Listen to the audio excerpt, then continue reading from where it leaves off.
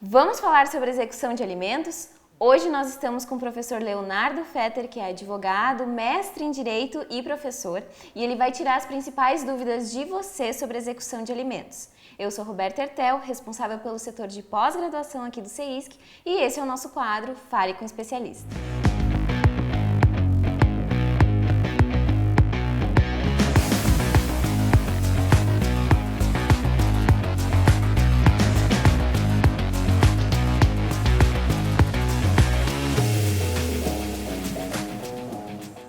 Professor Fetter, é uma alegria estar contigo hoje, é um prazer enorme estar inaugurando esse quadro Fale com o Especialista, que tem como objetivo estar entrevistando aí diversos especialistas de várias áreas do direito para estar esclarecendo as principais dúvidas sobre as demandas práticas do dia a dia.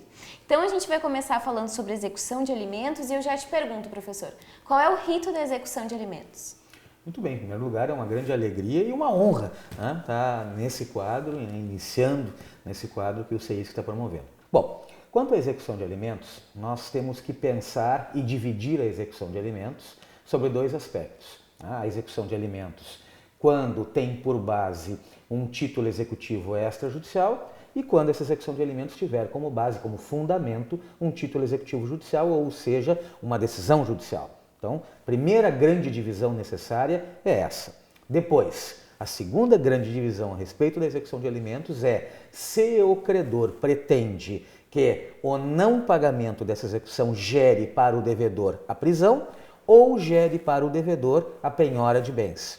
Então, pensando numa execução sobre o aspecto do título, da obrigação ser extrajudicial, eu posso, com um título extrajudicial, um contrato, uma escritura pública onde foram fixados os alimentos, até uma escritura pública que fixou o divórcio e também, além do divórcio, a obrigação alimentar. Então, fixado de forma extrajudicial. Eu tenho esse título, uma vez não foi pago, ou seja, ele é exigível, eu posso buscar essa execução ou com a penhora. Com a execução eu quero o pagamento.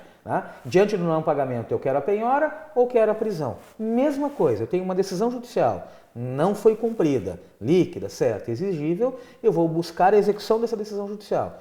Diante do não cumprimento dessa decisão judicial, eu vou requerer ou a penhora ou a prisão.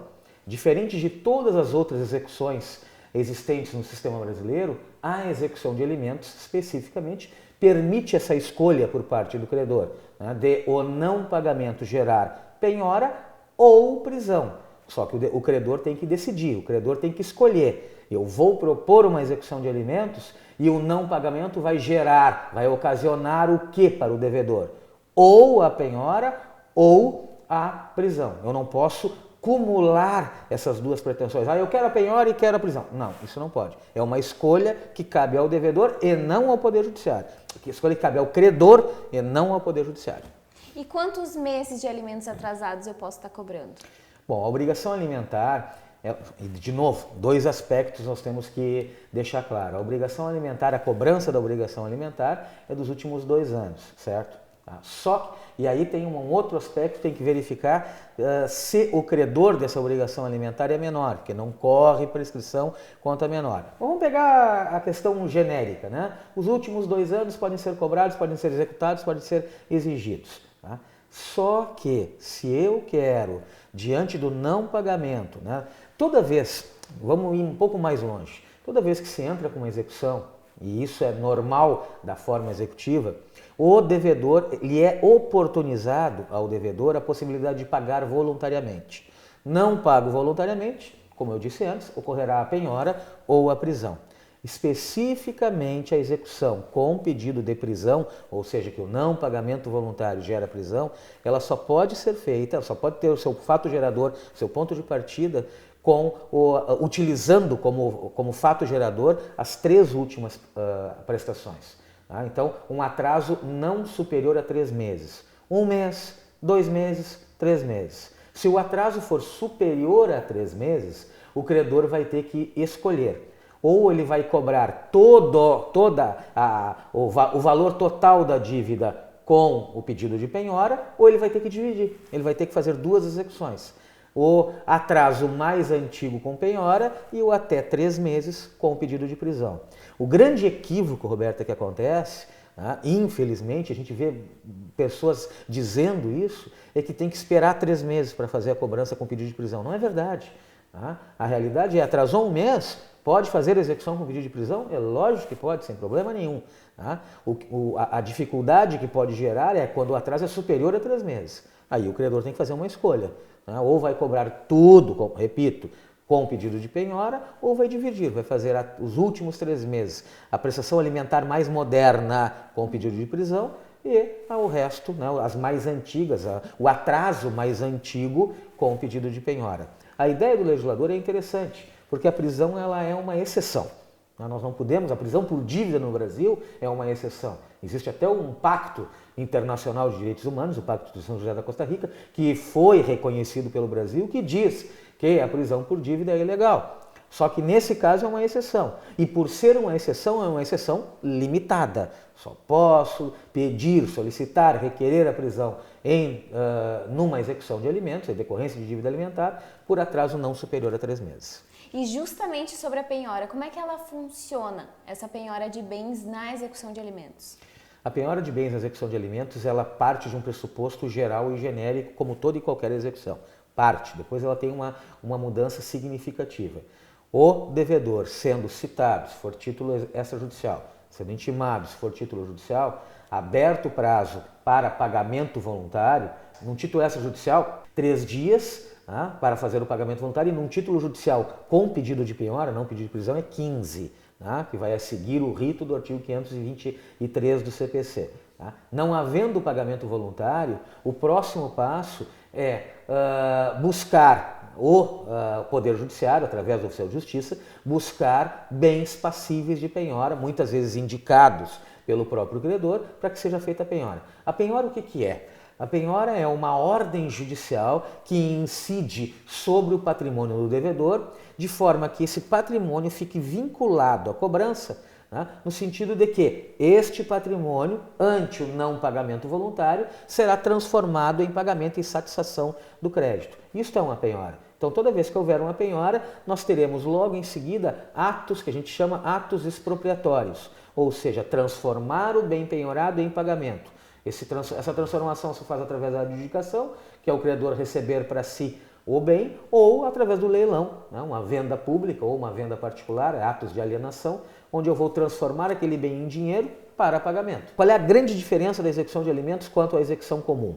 Nós temos regras definindo a impenhorabilidade de bens. Então, existem bens que, em execuções de dívidas não alimentares, não podem ser penhorados. Esta exceção não atinge a execução de alimentos, ou seja, a execução de alimentos pode atingir bens que têm a característica de impenhorabilidade. Um exemplo clássico, salário, a remuneração do devedor. O salário, a remuneração, é bem tido, classificado como impenhorável. Numa execução de alimentos não é, então poderá penhorar salário. É lógico que não vai ser penhorado a integralidade do salário, porque eu não posso tirar o sustento do devedor. Qual é a regra prevista no CPC? Que esta penhora sobre o salário, numa execução de alimentos, poderá atingir até 50% dos ganhos líquidos do devedor.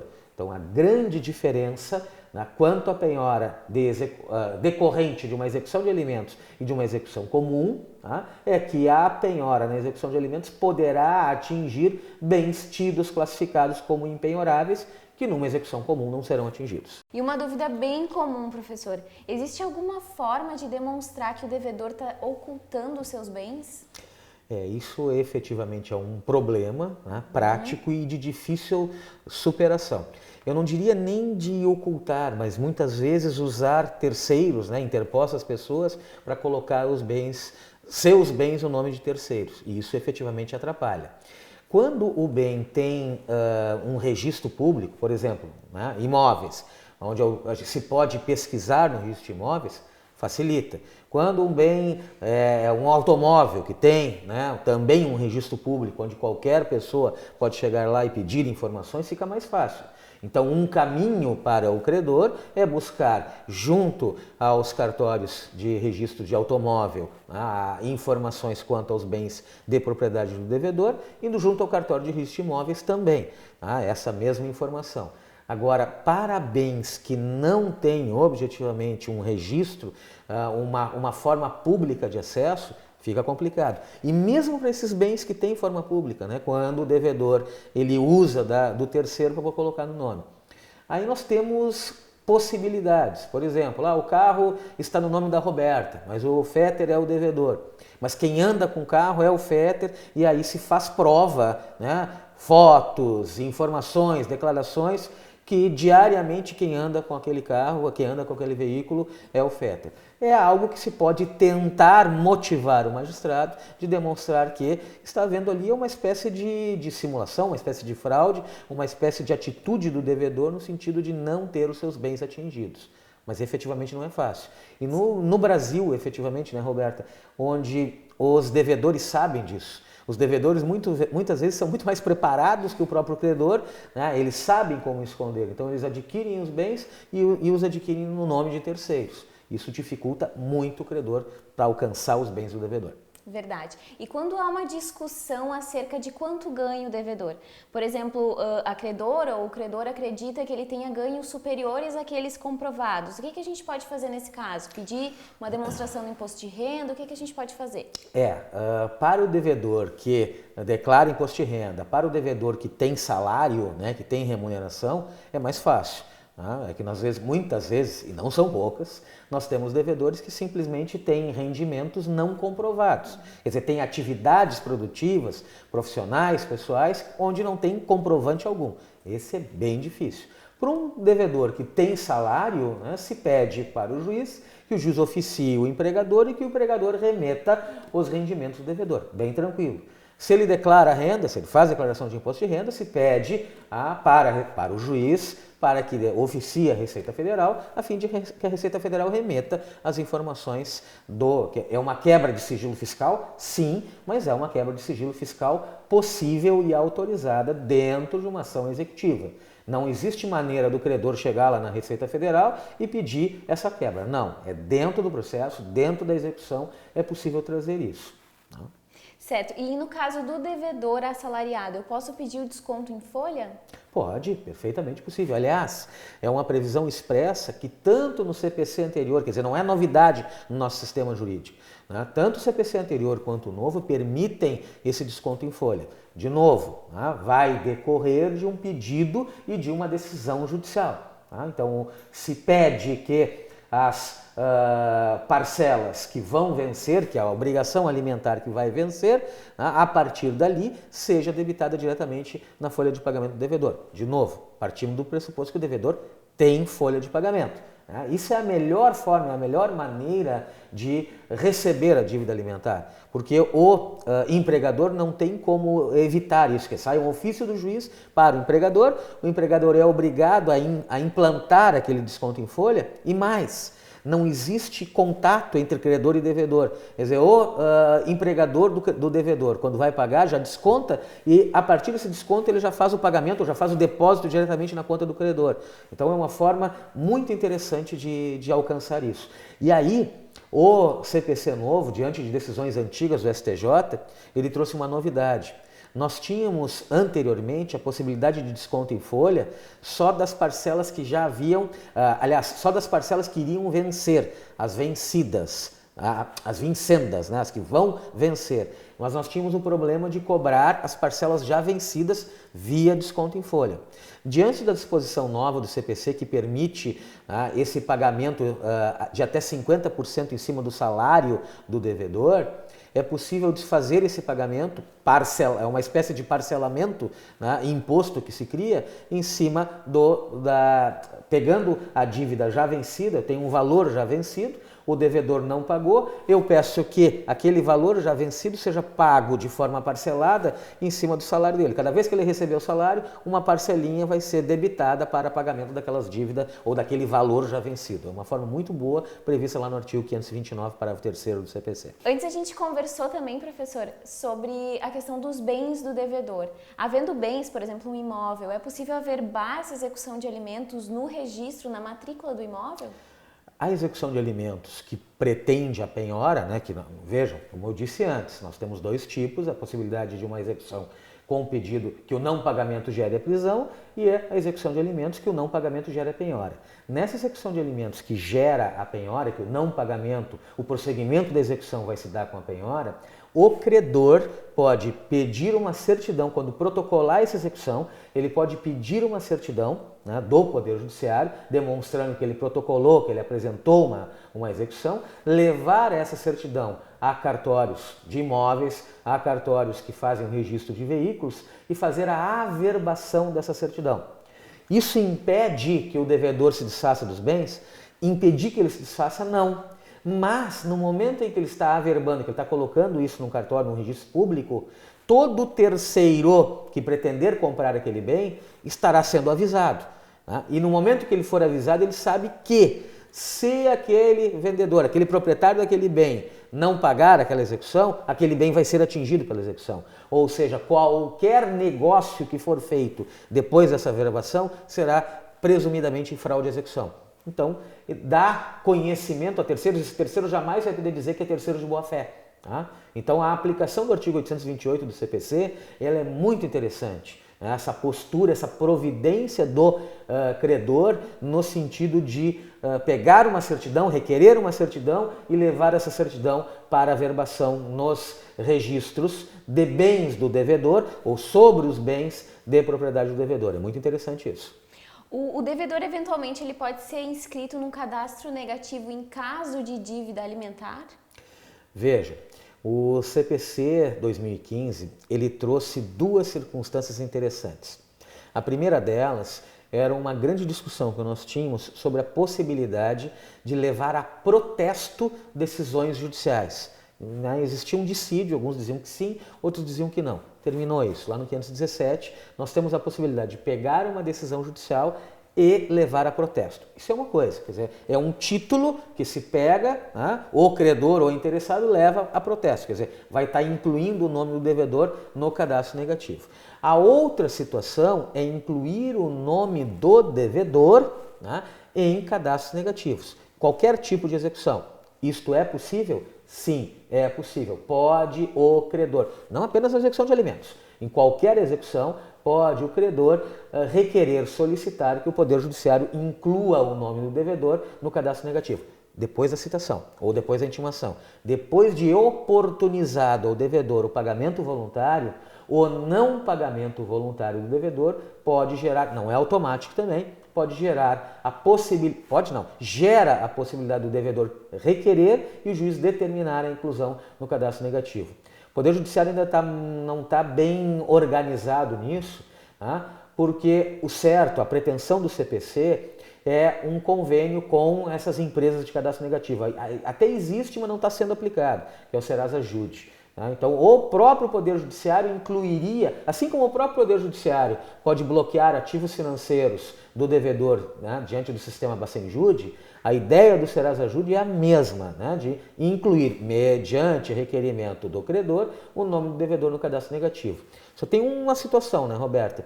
Essa inclusão do cadastro negativo, ela deve ser levantada automaticamente, imediatamente, se houver pagamento, se houver extinção da execução ou se a execução for garantida. O que é a garantia da execução?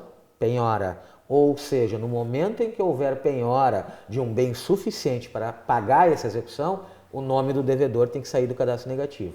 E existe uma novidade, e aí especificamente na execução de alimentos, que é o artigo 528, parágrafo 1º.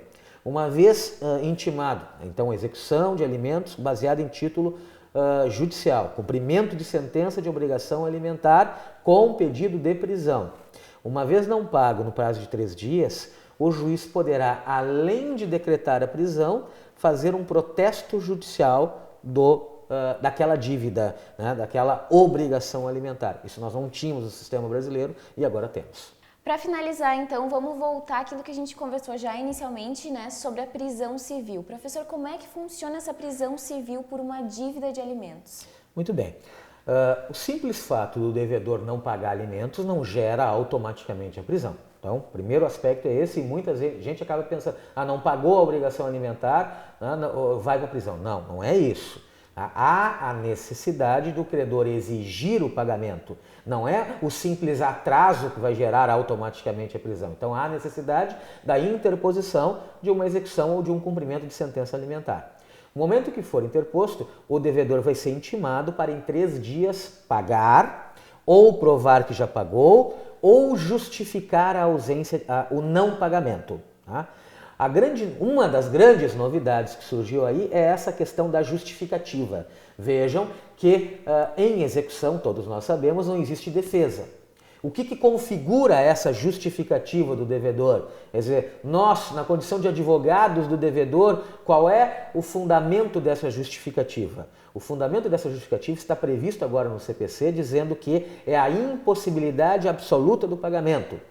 E esta impossibilidade absoluta do pagamento, a doutrina e a jurisprudência já fixaram que não é o desemprego. Então dizer, eu estou desempregado. Desempregado sobrevive, se alimenta, tem que contribuir também com o auxílio, né, nessa sobrevivência do seu filho. Então, quando se pensa em justificativa, se pensa em impossibilidade absoluta de pagamento da obrigação alimentar. Muito bem, né? Não havendo pagamento, ou havendo uma justificativa e essa justificativa não sendo aceita pelo Poder Judiciário, o Poder Judiciário vai decretar a prisão. Esta prisão é uma prisão civil, que deve ser fixada entre 30 dias e 3 meses. Tá? Uma vez determinada a prisão, o CPC inovou e disse que o preso vai ser preso em regime fechado. Discordo disso. Não adianta nada para o credor ele ser preso em regime fechado. Melhor seria um semiaberto onde ele pudesse trabalhar e efetivamente alcançar o pagamento. Mas enfim, o legislador escolheu o regime fechado. Tá certo. E aí, preso, o que acontece? O que acontece com a dívida? A dívida fica lá. Tá? Para ele ser solto, tá? Ele tem que pagar. Tá? Mas se ele cumprir a pena, se o juiz fixar 1 mês de pena e ele cumprir a pena, tá? A dívida desaparece? É presumida a quitação? Não, não é presumida a quitação. Então, ele foi determinada, foi decretada a prisão dele por 30 dias. Ele permaneceu os 30 dias preso. Vai ser solto depois de 30 dias? Vai. Qual é essa obrigação alimentar desapareceu? Não. Mas eu não posso mais cobrar esta obrigação alimentar ou aquele período de atraso que gerou a prisão, eu não posso pedir prisão novamente. Eu posso cobrar, mas eu vou ter que cobrar com pedido de penhora, jamais com pedido de prisão. E se ele quiser sair da prisão antes dos 30 dias? Tem jeito? Tem. Paga. Pagou, é solto. Como é prisão por dívida, o pagamento da obrigação alimentar gera o levantamento da ordem de prisão a qualquer momento. Então o juiz decretou a prisão dele por 30 dias. No segundo dia ele não aguenta mais, algum parente chega lá e pagou. Vai ser solto. Ele não vai ser obrigado a cumprir o restante desta pena, porque houve o pagamento e a prisão foi decretada, é originária apenas na dívida. Cumpriu integralmente sem pagar. Aquela dívida desaparece? É presumidamente quitada? Não. A dívida permanece e pode ser cobrada. Mas aquele período de atraso que gerou aquela prisão não poderá gerar uma segunda prisão, porque seria um bis in idem. Então, com essa última explicação do professor Fetter, a gente encerra o nosso vídeo sobre execução de alimentos e na sequência a gente também vai falar sobre agravo de instrumento, mas esse assunto fica para o próximo vídeo. Se você gostou, deixa seu like aqui, inscreva-se no canal do CEISC e também comenta quais são as principais dúvidas que vocês têm para a gente conversar nos próximos vídeos. Muito obrigada e esse foi o quadro Fale com o Especialista.